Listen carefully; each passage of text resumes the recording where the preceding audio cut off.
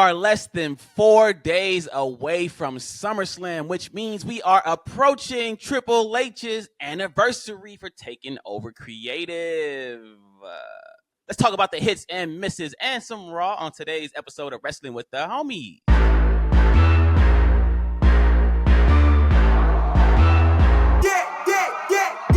Now, y'all know me, still same OG. It's your boy Qwan with the trucker hat, and I'm joined by my good friend, my BFF, the coolest man in the world. Yes, sir. Yes, sir. With the Kango hat. You feel me? You love this damn Kango. You Yeah, love this man. Kango. It's my iced tea, my New Jack City. You feel me? Right. Cancel that bitch.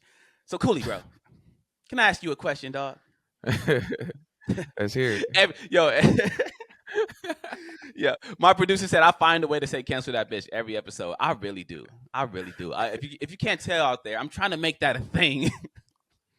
Bro, you're wild, man. Yo, Cooley, I got a question for you, bro. What's going on? Because it was brought to my attention. The Olympics are going on right now, right? Mm-hmm. Wrestling is a part of the Olympics, right? Yes. How come wrestling fans don't pay any attention to Olympic-style wrestling? Like, why? That's a good question.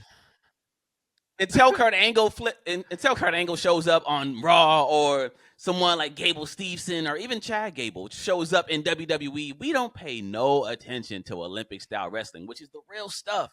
The amateur wrestling. Real wrestling, yeah. Why do we not like the real stuff? Why do we only like it when it's fake? Maybe because people are sick and we want to see blood and chair shots and high-flying moves and storylines. I'm guessing that wrestling just on a mat is just too boring for people, and, they don't pay attention, pretty much. Nah, man. I was starting to think we just like soap operas for real, man. Like, we really just like soap operas. We like...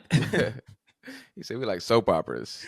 Because I'm saying, like, and I know, like, it's kind of hard to follow. I've tried to watch amateur wrestling before, and it's like a lot of weird rules.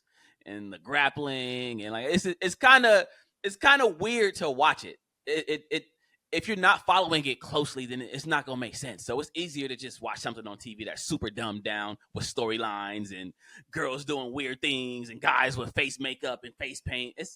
I don't know, man. That's what appeals to me. Makes sense. I mean, that makes sense. I tried watching it too, but it's like it's really tough. It's really tough. I'm like, right. But have you been paying attention to the Olympics at all, though, outside of that?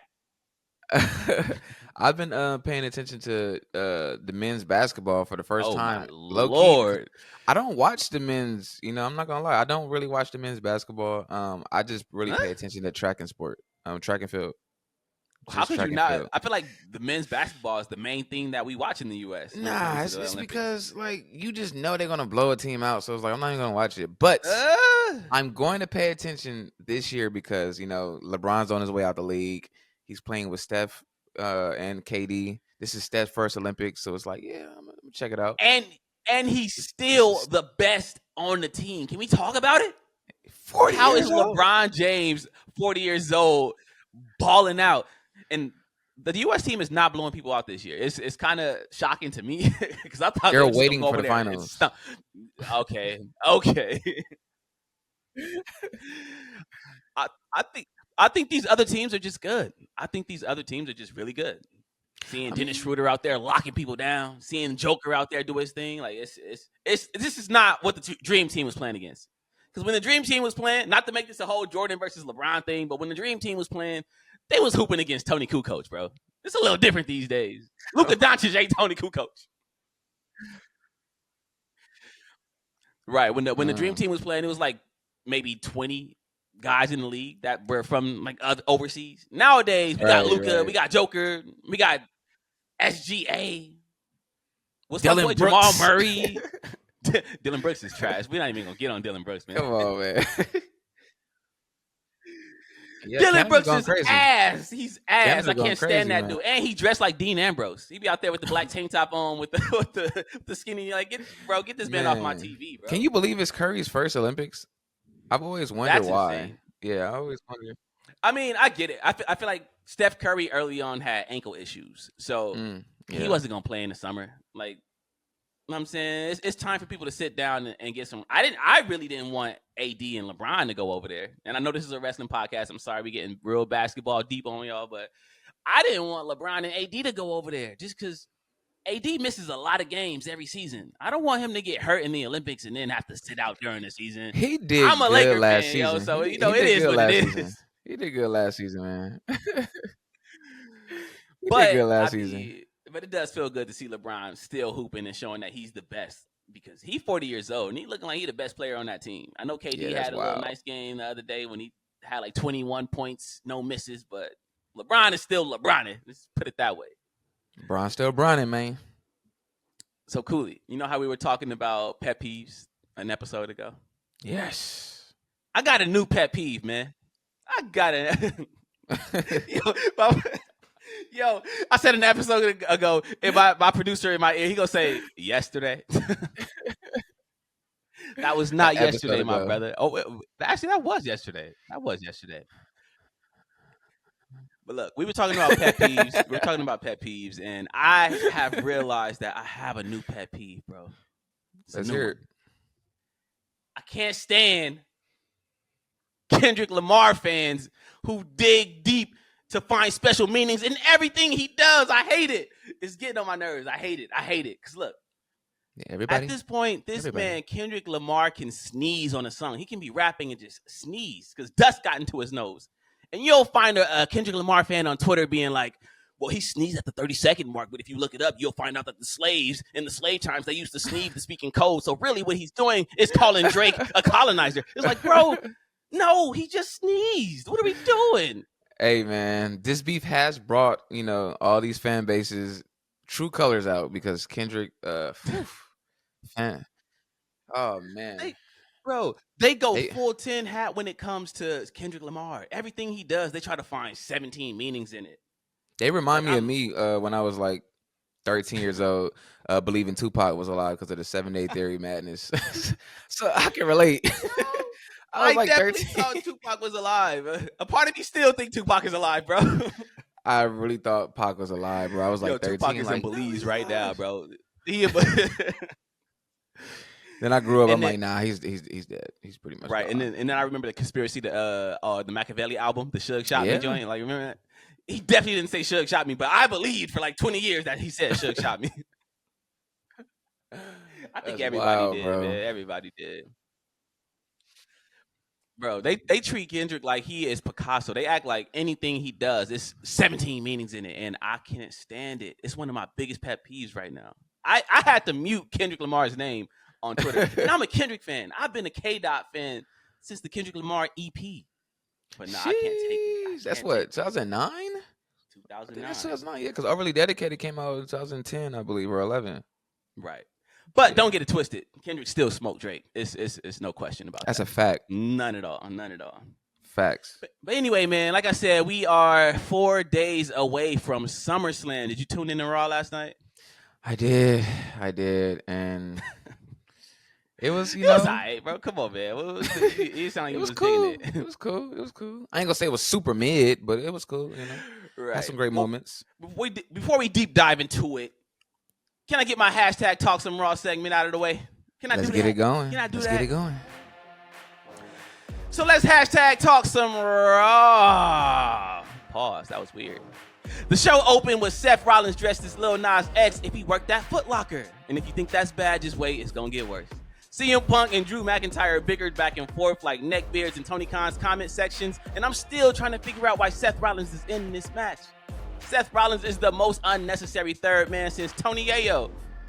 The Judgment Day's clubhouse got vandalized. The Creeds dominated the Alpha Academy, and the Wyatt Six revealed themselves as a white Rastafarian, some dude from NXT, and Daniel Bryan's vegan bodyguard. Sheamus went out there and proved that the old heads still have it. And then Carlito went out there and tried to prove that the old heads ain't have it no more. Seriously, Carlito wrestles like Draymond Green's shooting form. That Carlito and Jey Uso match had less chemistry than Jay-Z and R. Kelly's Best of Both Worlds album. Sonya Deville in the stud line injured the Boricua Queen Zelina. And The Miz announced one of the worst wrestlers of all time would be hosting SummerSlam. Himself. That's a joke, by the way. The Miz is actually pretty decent if you compare him to Carlito. Karrion Kross cut a promo that would have made Dr. Umar Johnson sick to his stomach. He made fun of Kofi Kingston losing the title in 6 seconds, which ironically is 6 seconds longer than my attention span whenever Karrion Kross is on my TV. Liv Morgan cried in front of a dumpster fire, and no, I'm not talking about Carlito and Jey Uso's match, an actual dumpster fire. Braun Breaker is still trying to terrorize Sami Zayn, but this week the top rope terrorized Braun Breaker. He had a harder time getting over that top rope than Jason Tatum has had seeing the floor in this year's Olympics. The show wrapped up with our favorite Puerto Rican-hating European Gunther chopping Finn Balor's chest into smithereens. Solid go-home show. Outside of that Jey Uso and Carlito stinker, I had no complaints this week. This week's wrestling with the homies. This week's Raw gets one very slight pat. Sheamus and Bronson Reed had a banger. The Wyatt segment was incredible, and I honestly can't wait for SummerSlam. All right, I'll see y'all for Dynamite. Good wrap up, man. Good. You and your Joel Ortiz, man. you and your Joel Ortiz, man. Joel Ortiz. Your wrap ups, man. Not the Uncle Murder, but Yo, you know what? I'm gonna be honest with you. It was harder for me to roast this episode of Raw because it was solid. Triple H was like, you know what? It was a good show. Like, yeah, I'm down to 1 pack. I'm like, yo, all right. I almost gave him no packs. I'm like, should I not? But right. But listen, that Jey Uso and Carlito match, that they gave Raw that pack. Because if it wasn't for that match, that would have been no packs. That was a solid episode of Raw. It was just, Jimmy and Jay 2.0, pretty much. I don't know what was going on there. I will say that Carlito and Xavier Woods, they need to get rid of that, man. Like, you mean Karrion Kross? Yeah, Karrion Kross, and it's so boring, man. I don't want to see that anymore. Like, they need to switch gears or something. Wrap that up, please. Karrion Kross just needs something different. He needs something different. And a lot of people were in our comments when we made that, the video. It did numbers. The one we were talking about, Karrion Kross and his faction. They're actually not called the Pride. We called them the Pride. They are the Final Testament. The Final Testament. We said some not so great things about the Final Testament, and people were in our comments. They kind of disagree. A lot of people out there digging the Final Testament, and they feel like Triple H is just not using them correctly. How you feel about that? Do you think they're right? I think they're wrong. What's correctly? Really? At least they're on screen. There's people that's not even on screen, like the Hurt Business. Because they're gone. So it's like at least they're getting, they getting screen time. So what else can they do? Like, what are we talking about? How is he not using them correctly? I think people. So usually when a wrestling fan says somebody's not being used correctly, really what they mean is they don't have any championships. They're really just saying, I want Karrion Kross to have a championship. But I'm going to let you know something right now. Karrion Kross is one of the most boring wrestlers in the world. I don't want to see him with no type of title. And I like Karrion Kross because we met Karrion Kross in real life. We met him at Wale Mania. That's the only reason why you like him? A year ago. He was cool, man. He was nothing like he is on TV. He was like wearing a hoodie, iced out chains, some like designer sunglasses, and he was like a regular dude. He was nothing like this whole TikTok weird dark character he plays on TV. So I did Karrion Kross as a person, but yeah, right now wrestling, it's not. It's like yeah, man. So my producer said that Karrion Kross reminds him of Diesel without the personality. First of all, don't ever disrespect Kevin Nash that way. Come on, man. Karrion Kross would be that. Bro, Karrion Kross would be the best wrestler on like TNA's roster in 2012. Put it that way.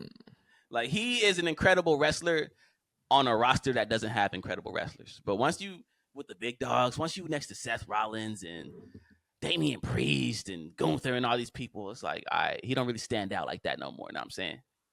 Let's pivot to Dexter Lumis, man. Yo, shout out to Dexter Lumis for getting back on TV, man. And I'm digging at you in the YS6, but why you had them dreads, dog? Bro got a lot. His whole transformation is crazy because sometimes I think about when he was in TNA, when he looked like a breakdancer from You Got Served, right? And then he went to like looking at like a police cadet, you know what I'm saying, with the mustache and like what are we doing, yo? Dreads. He had a fade dreads too. It was like short on the sides, but at the top he had dreads. I'm like, yo, Dexter Lumis, you white, bro. What you doing with these dreads, bro? Right, he doing his thing though. I feel it.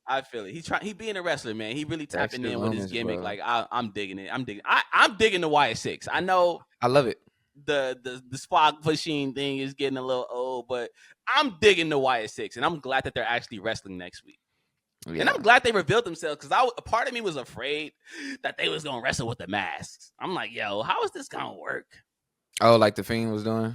Yeah, but apparently not. Apparently they're just being themselves. We got Joe Gacy, Dexter Loomis, and our boy Eric Rowan. I don't like that name, man. Joe Gacy. Yeah, it's just too I see what close they did to. there. Yeah, it's like that's too close Yeah. to. What are you talking about? Right. So is Damage Control babyface or no? Yes, it's too close to John Wayne Gacy. That's the reason why his name is Joe Gacy, for real. Like, he knew what he was doing. Bruh, like, what are we doing? But I guess Damage Control is babyfaces now, and they're feuding with the Stud Line. The Stud Line is such a funny name, by the way, bro. Like, acknowledge the Stud Line. The Stud Line, which shout is out crazy. to Sonya Deville, man. I'm glad that she's doing something though. I'm glad she's back on TV. But yeah. I'm with it. So you mean to tell me Bailey leaves Damage Control and turns face just for her old group to turn face? You know, it ain't no goddamn continuity with Triple H's booking, bro. Come on, man. What we talking about? I'm like, huh? Like, I guess. But I want to hear from the people at home, man. How did y'all feel about Monday Night Raw? Was it nice this week? Was it fire? Was this a good go-home show? Are you excited for SummerSlam because of that Raw? Let us know in the comments below. And as always, if you haven't like and subscribe, please, before I tap that ass. I say it every week. If you don't tap that notification bell, I'm going to tap that ass. Whoa. I know Cooley wants to pause me, so go ahead. Let it out. Pause. Damon Dash voice. Pause. Do you remember that interview with Dame Dash on the Breakfast Club when he was just like going in on Charlemagne the whole time and just being like, "You're not a boss." He was crashing out. Damon is every interview I see of Dash makes me really realize why Jay-Z left that man. Oh, absolutely, 1000%. Bro, what is wrong with you, dog? He be crashing out, man. Right. Hey, Cooley, before we get into our rewind and talk some Triple H, I got to talk to our producer real quick. Because when I was doing my whole little Talk Some Raw segment and I made that comment about Jay-Z and R. Kelly's Best of Both Worlds album, he said the first one was fire. That album wasn't fire. It was that shit sucked. Big Chips. Was Big Chips on the first or the second one? Which one was that? I didn't listen to none of them. Which album was that? I didn't listen to none of them. I don't believe I listened to none of them. Cooley, why you lying, bro? Why you lying? I don't know. Like, what's one hit from the first one? Like the single. The only thing I really remember is the Not Guilty song, and I don't even know if that might have been on the Dynasty album, bro. I don't even know if that was on Best of Both Worlds. That Jigga Kells Not Guilty, which is funny now because clearly somebody was guilty. Damn, what the hell was on that album then? Because that's what apparently I'm saying. that song wasn't. Was it Fiesta? Was Fiesta on there? No, Fiesta wasn't on there. Fiesta was on the Dynasty. No, Fiesta was on TP2.com, Kelly album, right? Something like that, yeah. So what the hell was on Best of Both Worlds? I'm telling you, bro, I don't remember. You tell me, you said it was fire. You the one was defending that album.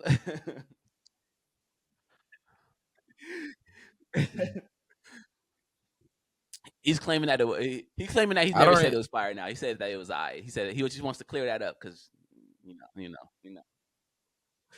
Oh, he said looking at the track list, we might be right now. Yeah, that's what I thought. And I'm a Jay-Z fanatic. I love Jay, but that's one album that I never really got jiggy with. So if I didn't like it, then it had to be bad because that's what I'm saying. Like I don't remember none of those albums, bro. Like I remember them dropping, but I just didn't listen to them.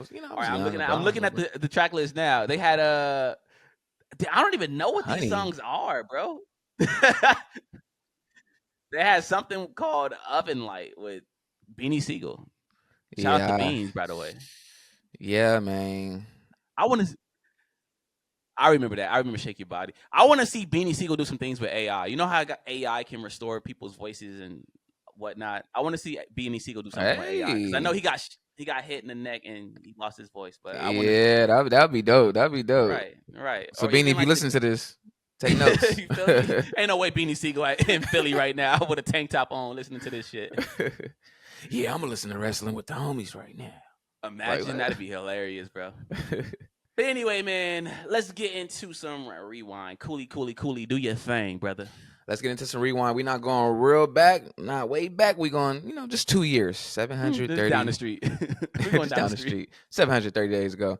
2 years ago this week, Triple H took over as WWE's head of creative. This was a shock and blessing to us all because Lord knows the years prior to this was a struggle. We had to sit through Roman getting showered with dog food, Goldberg squashing a super hot fiend for the title, and Brock Lesnar winning Money in the Bank after doing absolutely nothing at all. Like nothing. And also, Shane McMahon. Just Shane McMahon. I mean, I can go on and on, but hey, you have to go through the bad days to get to the good ones, right? Ever pick the wrong girl out the friend group and later down the line you end up with the right one? Circle of life, baby. Well, Vince McMahon has been driving this spaceship for 4 long decades, and he's finally crashed out. Now, we can't forget the greatness he's produced, the bad and the ugly. But a new era has cometh upon in a blink of an eye. We used to call him the Game, but I guess now we call him the Head. Pause. These past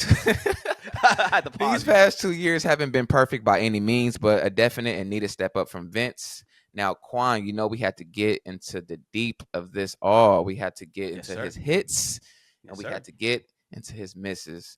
Now, I want to ask you, man, please let me know some of his hits first, and then, let me know a few of his misses because he has had some misses. He's definitely had some misses. So yes, he has. I joked about it earlier when I made the whole continuity comment, but truthfully, that has been one of Triple H's hits because I remember back in Vince McMahon days, we would get a lot of storylines that would start, and then a week later, they would just be gone, forgotten, not mentioned at all. Start and stop pushes, people getting pushed for 2 weeks and then going back to the undercard. It was a lot of that. With Triple H, there has at least been a lot of continuity. If a story starts, he's going to continue that story. Now, one of his misses might be that he continued that story way too goddamn long, but we'll get to that with the misses. But he's going to continue the story, so that's definitely one of the hits of his little run as head of creative. And also, I want to say he has done a lot of good with main eventers because when Triple H was not involved and it was just Vince McMahon up top, it was Roman Reigns and everybody else. But now that Triple H has worked his magic, it's Roman Reigns, it's Cody Rhodes, it's Jey Uso, it's Seth Rollins, it's Damian Priest, it's Gunther. We have a ton of main event level talent that actually feel like main event level talent. So that is definitely his biggest hit. Definitely. I mean, I got some hits too, for Hunter. I will say I do like the way that he let the wrestlers be more free on a mic now.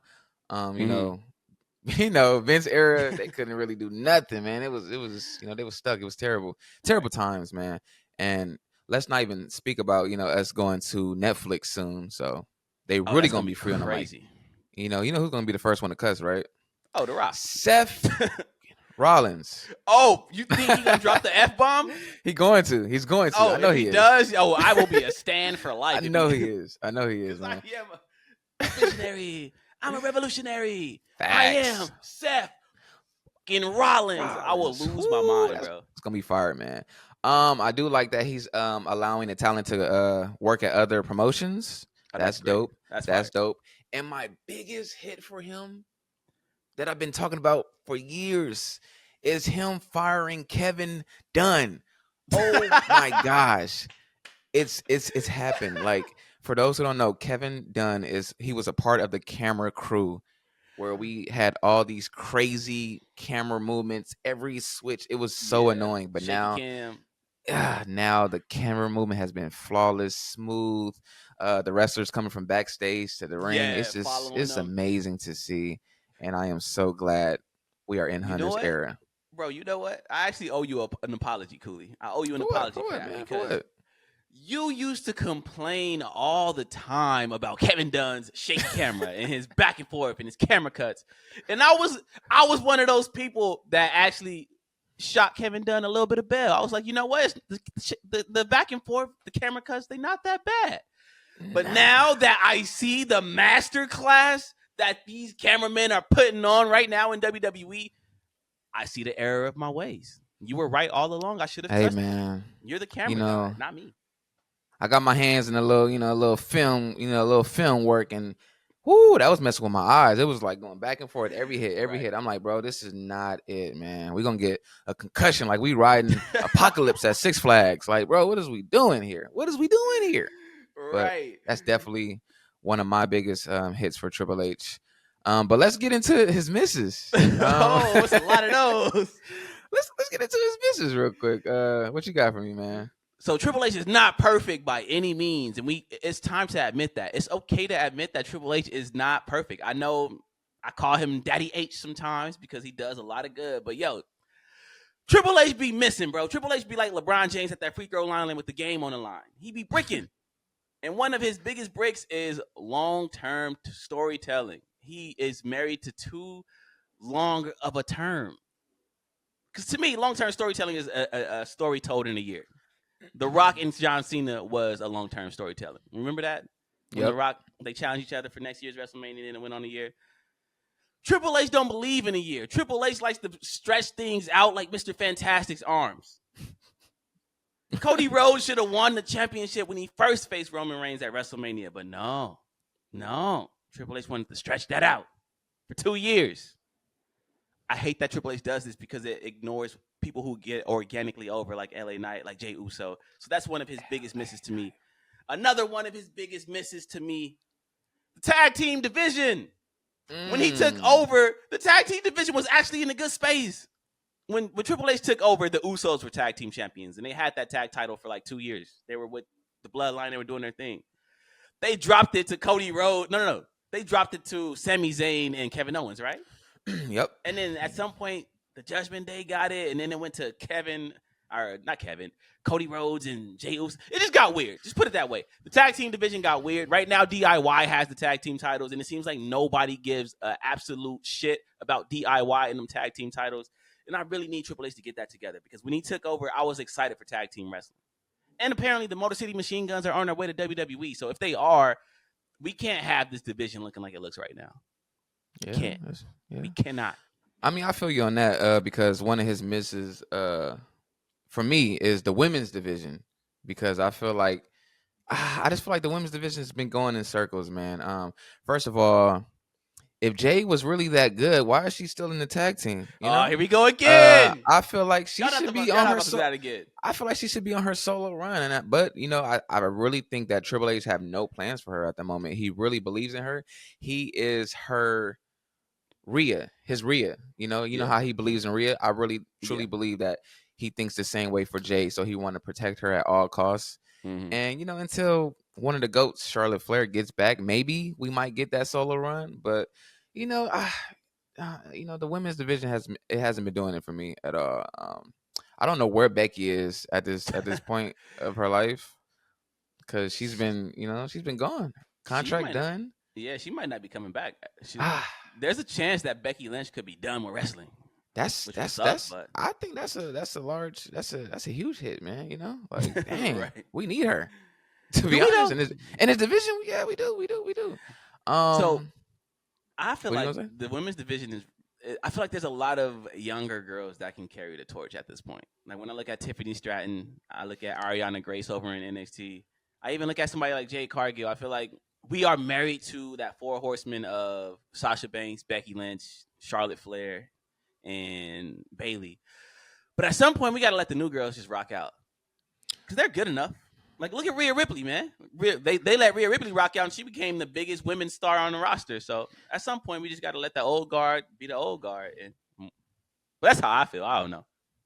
You see, the thing about the old days, they the old days. But yeah, I believe you, Tiffany. She gonna take off for sure. But another miss for me, man, is the short these short matches on the PLEs, like we getting like 3 matches for each PLE. Like, Hunter, what are we doing, bro? We want to see wrestling. We don't want to see Slim Jim and Prime ads for the whole PLE. Facts. What are you doing, bro? He's like oversaturating us with these ads, these commercials, but we just want to see wrestling. He's trying to bro. get that bag though. That's the thing. I know, but I'm trying to get these eyes. You know, what bro. I'm saying? We had a goddamn cinnamon toast crunch match at one point. It's like Triple H trying to get that bag. I'm so surprised that we're having 7 matches on this SummerSlam card, bro. So I'm gonna cherish this. I feel like the fact that we're only having like 6-7 matches every show, like for the PLEs, that speaks towards Triple H being too goddamn married to long-term storytelling.